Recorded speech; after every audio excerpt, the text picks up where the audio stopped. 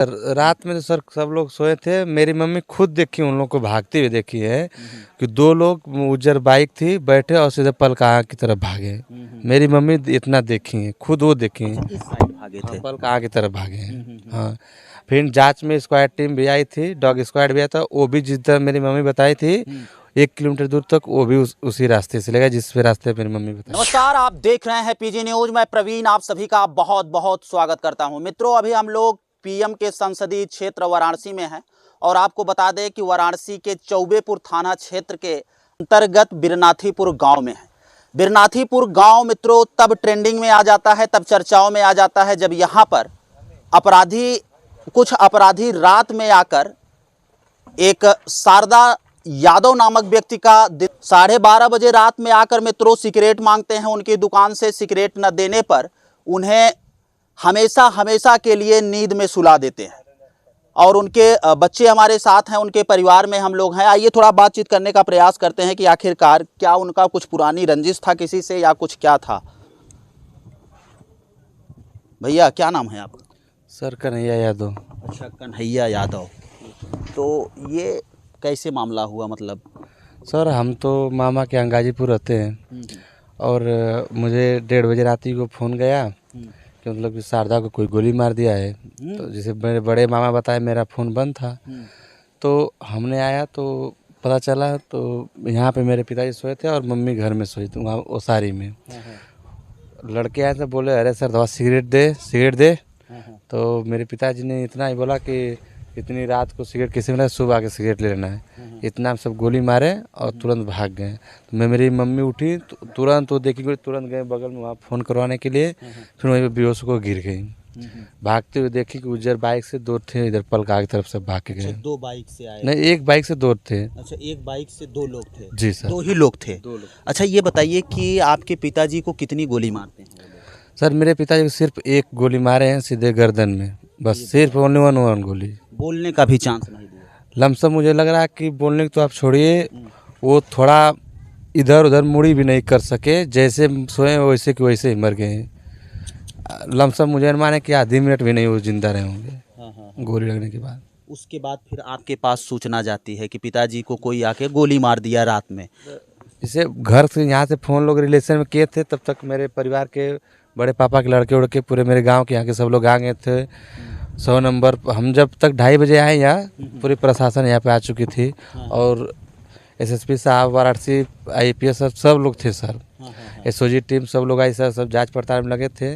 मैं अपना एप्लीकेशन में दिया हूँ सर अज्ञात में। मैं थाना अध्यक्ष जी से महोदय से निवेदन किया हूँ कि इसमें उच्च से उच्च कार्रवाई करने की कृपा करें आप।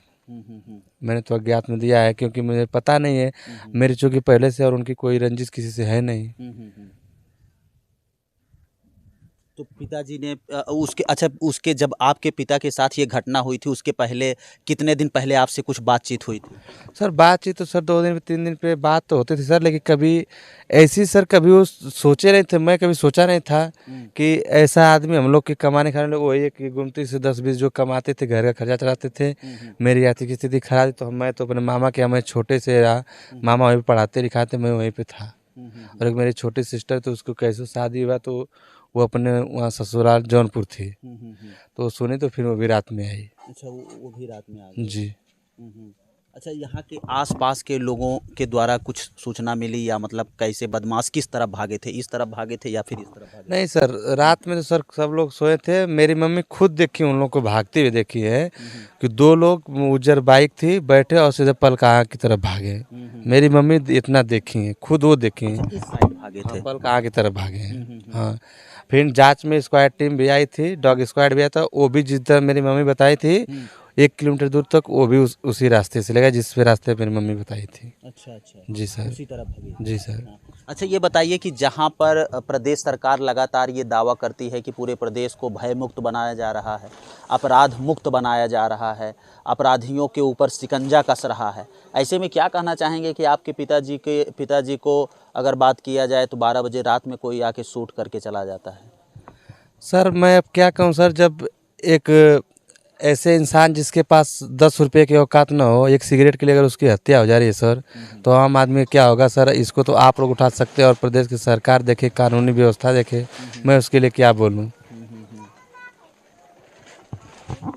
मित्रों, लगातार अगर हम प्रदेश के मुखिया अगर सीएम जी की बात करें, योगी आदित्यनाथ जी की बात करें, तो अपने लगभग हर मंचों से ये कहा करते हैं कि पूरे प्रदेश को भय मुक्त बनाया जा रहा है, नारियों की सुरक्षा की जा रही है। अब जो है स्त्रियां 12 बजे रात में घर से बाहर निकल सकती हैं, लेकिन अगर वहीं पर बनारस में देखा जाए तो 12 बजे रात में सोते हुए शारदा यादव को बदमाश आते हैं और गोली मारकर चले जाते हैं। तो कहीं न कहीं अब इन अपराधियों के ऊपर कैसे और कब शिकंजा कसेगा, ये सवाल है आपसे साहब। क्योंकि बड़ा सवाल ये है कि जहां पर अपराधियों को रोकने के लिए पुलिस लगातार, उत्तर प्रदेश पुलिस सक्रिय रहती है, लेकिन अपराधी कहीं न कहीं कुछ कारनामा ऐसा कर ही जाते हैं कि पुलिस भी उसमें हैरान हो जाती है। अभी तक शासन प्रशासन की तरफ से या एसएसपी की तरफ से या थाना अध्यक्ष महोदय की तरफ से क्या कुछ आपको आश्वासन मिला? अभी तक क्या कुछ इस मामले में हो पाया? सर इस मामले में सर तो अभी कल शाम को भी एसएसपी सारनाथ तो आए थे और मुझे पूरा भरोसा दिला गए थे कि जल्द ही न्याय मिलेगा। मैं 6 टीम गठित किया हूँ, जल्द इसका खुलासा कर दूंगा। यही तो मुझे आश्वासन दे गए हैं। बोले कि आप टेंशन ना लो, मैं इसका जल्द से जल्द खुलासा करके दिखाऊंगा। तो मैं सर उन लोग के छोड़ दिया सर। अब उसमें प्रशासन अपना करे, जो कार्रवाई करनी है वो अपने स्तर से देखे कि इसमें कौन संलिप्त है हत्या करने में।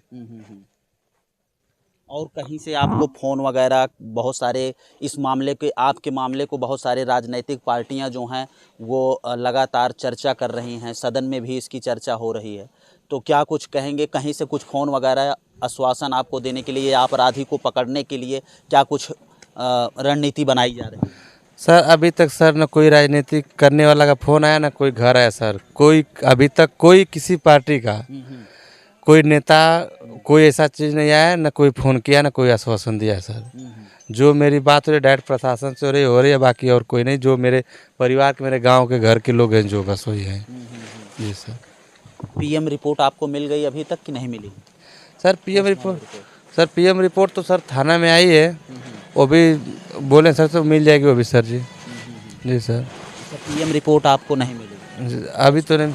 अच्छा, गोली जब जिस दिन गोली लगी थी वो जरा समय और तारीख बताएं, कौन सा दिन था? और सर उस दिन सर रात को 12:30 बज रहा था।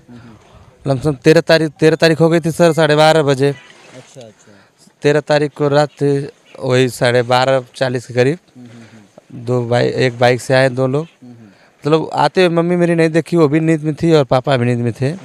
जब वो गोली मार के चले गए लोग, पहले सिगरेट मांगे, सर सिगरेट दे, तो बोले कितनी रात को सिगरेट नहीं मिलेगा, सुबह आना सिगरेट लेना है। उतने में सब मच्छरदानी लगा सोए थे। ऊपर से जैसे बीमार है, मच्छरदानी भी हम लोग आए तो फटी थी। पूरे प्रशासन देखे, उसके वीडियो भी बनाए लोग। अच्छा। मच्छरदानी जो फटी थी उसका मच्छरदानी भी ले गए हैं सब कुछ। उसके बाद एक गोली गर्दन में मारे हैं, उसके बाद सीधे भाग गए हैं। सीधा भाग गए गोली मारकर? जी। उतने बाद मेरी मम्मी तुरंत उठी, देखी तो उज्जर बाइक से 2 लोग भाग रहे। जी सर। तो कहीं न कहीं आपको बता दें कि चौबेपुर थाना के अध्यक्ष साहब और एसओ साहब भी इस मामले को संज्ञान में लेकर लगातार निगरानी में बने हुए हैं। और आप देख सकते हैं, ज़रा उधर घुमा दीजिए कैमरा। यहाँ पर लगातार देखिए प्रशासन की जो टीम है वो कहीं न कहीं सक्रिय है मित्रों। और अभी इस मामले का खुलासा नहीं हो पाया है कि आखिरकार अपराधी कहाँ पर गए हैं। तो ये शारदा यादव के पुत्र कन्हैया यादव जी हैं और कहीं न कहीं पूरी तरह से प्रशासन जो है वो मुस्तैद है। ज़रा फिर से एक बार कैमरा चाहेंगे दिखाओ ज़रा। तो ये देखिए लगातार जो है शासन प्रशासन की गाड़ियां जो हैं शारदा यादव के घर पर आ रही हैं और पूरी तरह से पुलिस जो है वो 6 टीम गठित करके अपराधी को पकड़ने के लिए पूरा मुस्तैद है। हाँ सर, यही तो सर एसएसपी साहब शाम को आए थे और थाना अध्यक्ष इंस्पेक्टर साहब भी चौबेपुर आए थे सर। मुझे आश्वासन दिए कि आप टेंशन लो, मैं इसका खुलासा जल्द ही कर दूंगा और इसी में पकड़ा जाएगा। जी सर, अपराधी को जल्द से जल्द पकड़ के आप लोग के सामने कर दिया जाएगा। तो हम बोले सर आप लोग की कृपया आप लोग करिए सर, मैंने तो अज्ञात एप्लीकेशन दिया हो। हम भी भाई जान जाएं कि हमारे पिताजी की कौन हमेशा के लिए नींद में सुला दिया। जी सर, मैं भी थोड़ा जान जाऊं कि मेरे पिताजी को कौन ऐसा किया है, किससे क्या उनका लेना देना था, क्या बिगाड़ हुई थी, इसका खुलासा तो हो जाना चाहिए। आज मेरे पिता का हुआ, कल किसी और का। जब ऐसे आम आदमी का अगर हो जा रहा है तो मान लीजिए किसी के भी हो सकती है किसी को हत्या। भी हो सकता है। अच्छा, अभी जब से आपके पिताजी के साथ इस प्रकार की घटना हुई है, आपके आसपास गांव में क्या कुछ माहौल बना हुआ है? लोग डरे हुए हैं, सहमे हुए हैं, या फिर उसी प्रकार उनकी दिनचर्या बीत रही है? सर जब से हत्या हुई सर, मेरे गांव के सभी लोग समय हुए हैं 7 बजे तक सर जी, अपने सब गांव में हो जाए, घर में हो जा रहे हैं सर लोग। जो भी कांड किया सर, दहशत इधर फैले, सबको डर है, भय है सबको। शाम होते तो सब अपने अपने घर चले जा रहे हैं सर। पूरी तरह से दहशत फैली है। जी सर।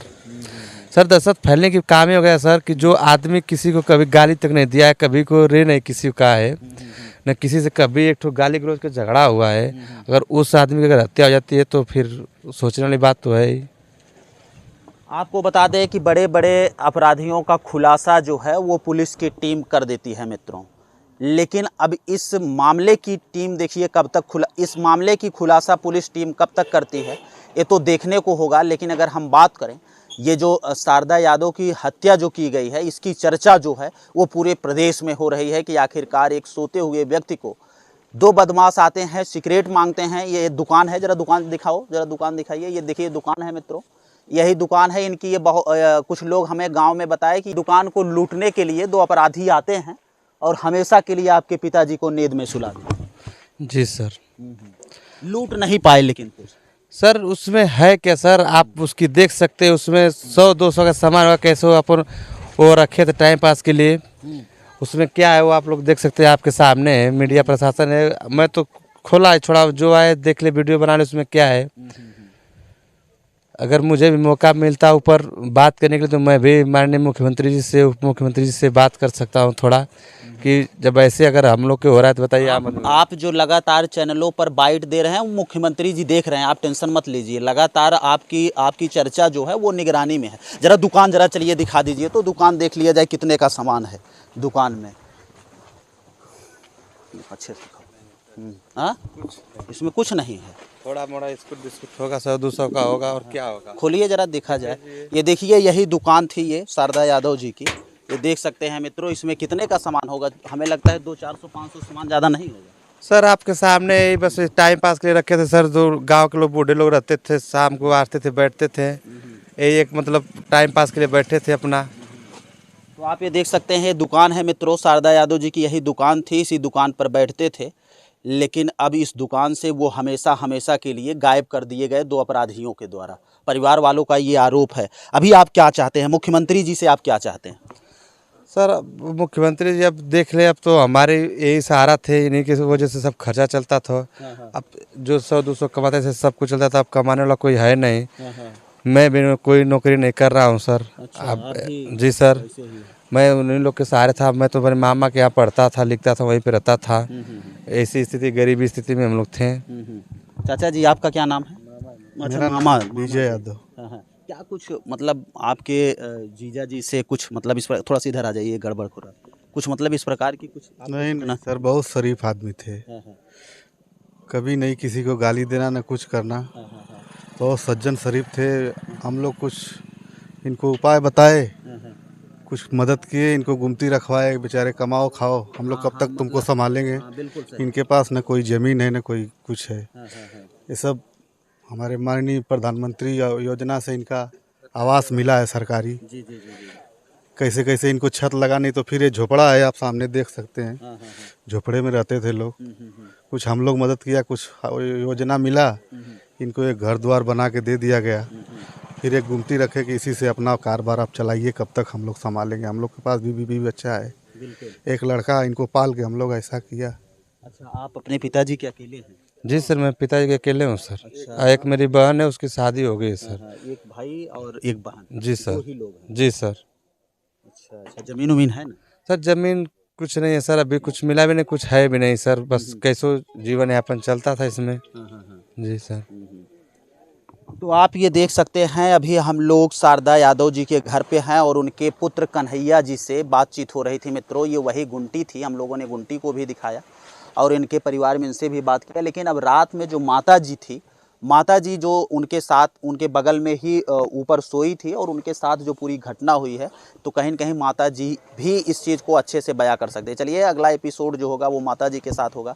फिलहाल इस वीडियो पर आप क्या सोचते हैं कि इस प्रकार की अगर घटनाएं जो हैं वो प्रधानमंत्री के संसदीय क्षेत्र वाराणसी में होती रहेंगी तो आखिरकार प्रधानमंत्री से सवाल होगा कि नहीं होगा, सीएम से सवाल होगा कि नहीं होगा? ज़रूर सवाल होगा, क्योंकि जहां पर सीएम योगी आदित्यनाथ लगातार अपने हर मंचों से ये दावा करते हैं कि पूरे प्रदेश को भयमुक्त बनाया जा रहा है, अपराध मुक्त बनाया जा रहा है, अपराधियों के ऊपर नकेल कसी जा रही है, तो साहब वो अपराधी कब, उस अपराधी का कब खुलासा होगा कि जिसने सरेआम अगर बात किया जाए तो शारदा यादव को आकर हमेशा हमेशा के लिए नींद में सुला दिया। चलिए फिलहाल इस वीडियो पर आपकी क्या राय है, कमेंट बॉक्स में अपनी प्रतिक्रिया जरूर दीजिएगा मित्रों। चलिए मिलते हैं फिर से एक नेक्स्ट वीडियो में और एक नई खबर के साथ, तब तक के लिए हमें दीजिए इजाज़त। जय हिंद, जय भारत।